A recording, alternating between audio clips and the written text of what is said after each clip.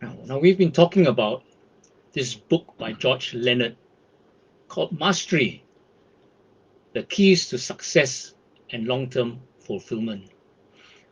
And one definition of mastery is the mysterious process during which what is at first difficult becomes progressively easier and more pleasurable through practice.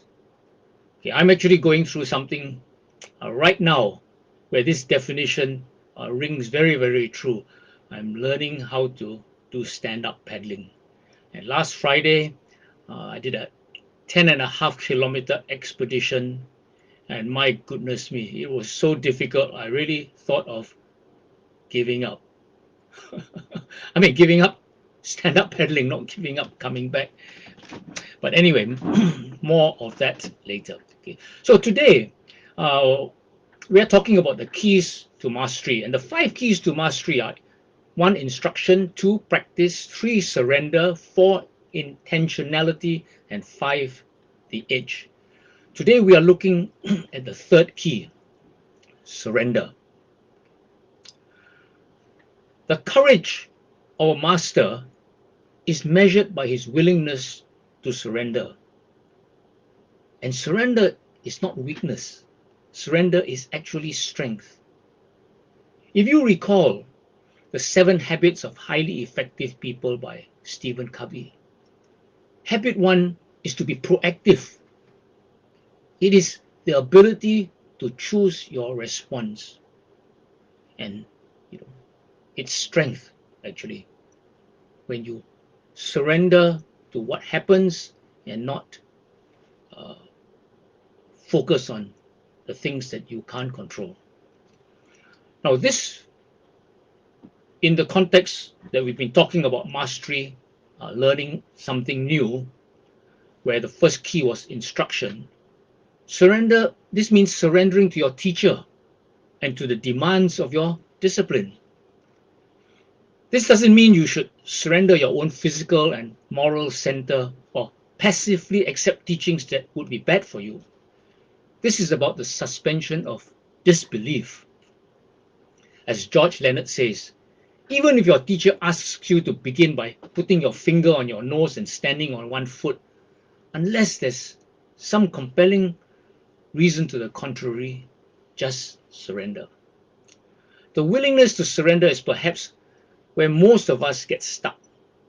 Now, I personally see 3 situations where this happens a lot. Firstly, when I've already have some experience, for example, in a previous multi-level marketing company or in running a previous business. Okay, when we learn a little, we get rigid, and further learnings have a hard time penetrating, especially if they clash with our earlier learnings. Which is why it's essential to keep a beginner's mind, what the Zen Buddhists call Shoshin, okay, at all stages of our journey. This is the essence of surrendering. Then there is second situation is where there's pride or face, and that happens when you become a beginner all over again. Leonard says that learning almost any significant skill involves certain indignities. Your first few dives are likely to be belly flops, and they'll draw the attention of almost everyone at the pool. Are you willing to accept that? As I mentioned earlier, last Friday I did a 10.5 kilometer stand-up paddling expedition. Now, in our group, there were 6 women. Every one of them, except Huiswan, who is a beginner like me, every one of these women was faster than me. To be honest, I felt like giving up the sport. Now, the third situation where it's difficult uh, to surrender is when I've tried the instructions for some time and I don't seem to see results yet. Okay, so to stick with things, you have to relinquish control. You have to say, this is the way it is. I need to acknowledge it, learn from it, make it fun. Okay, this is a bit of what we talked about the plateau, how to manage the plateau. Mastery also means surrendering your own hard-won proficiency from time to time in order to reach a higher or different level of proficiency. You know, it's already hard enough to stay on the plateau. Now you have to start all over again. George Leonard talks about golfers, and we've got some golfers with us. He says if you've been shooting in the 90s for quite a while on the golf links and want to get your score down into the 80s or even the 70s, you might well have to give up the 90s for a while. You might have to take your game apart before putting it back together. Okay.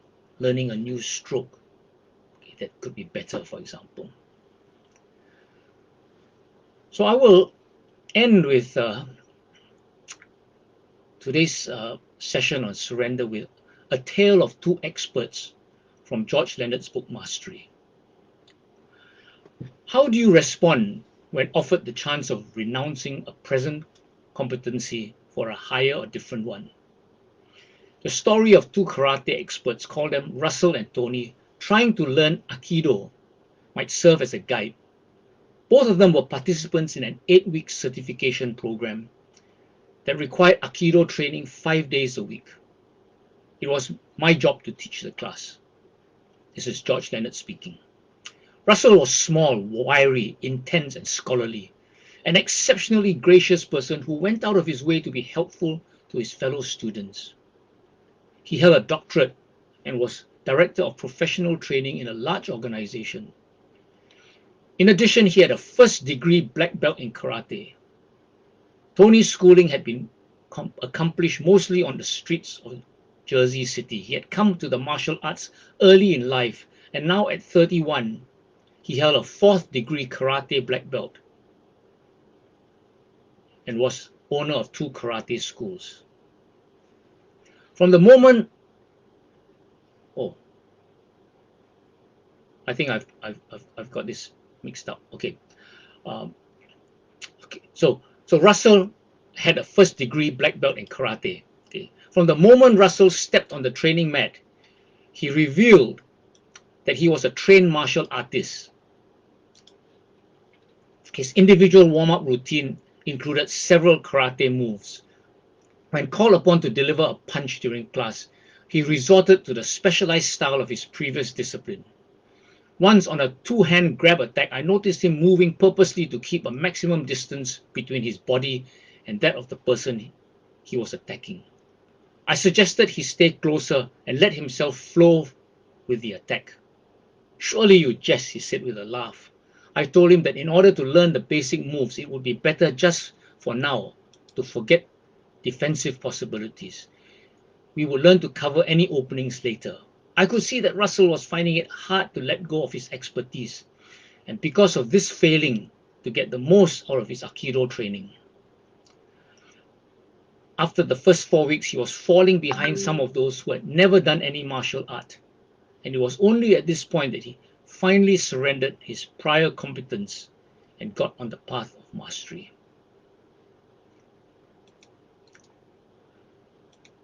Tony's schooling had been accomplished. So this is the other guy. Tony's school had been accomplished mostly on the streets of New Jersey.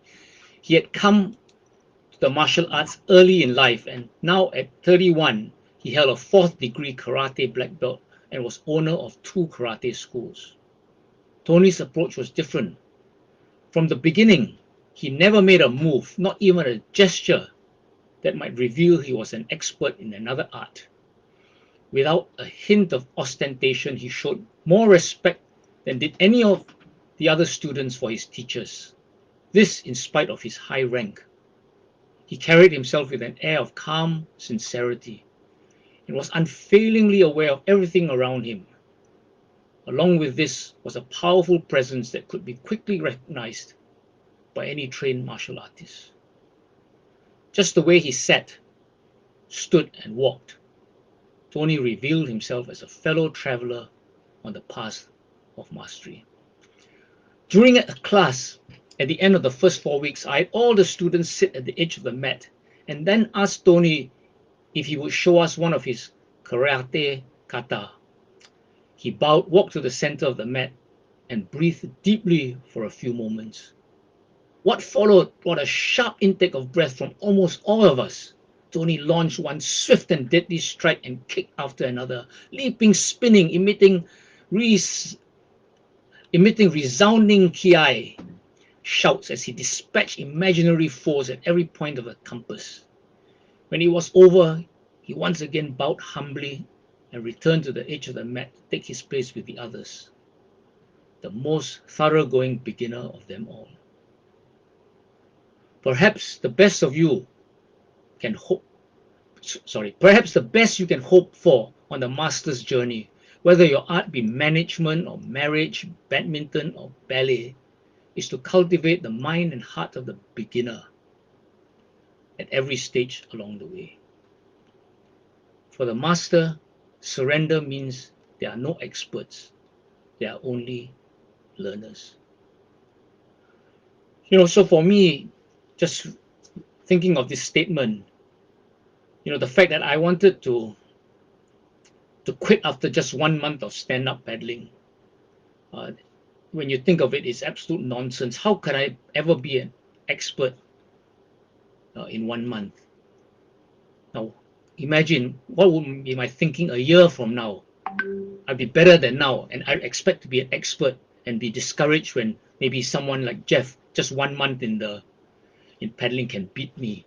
No, surrender means there are no experts, there are only learners, and our practice is to enjoy the process of learning, okay? Because it's who I am, willing to learn all over again and to put in the practice. So let me just repeat what I said earlier.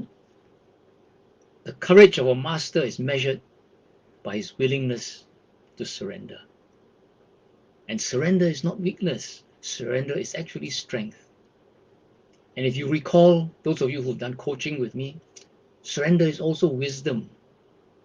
Okay? It is knowing what you control and what you don't control. What you don't control, surrender.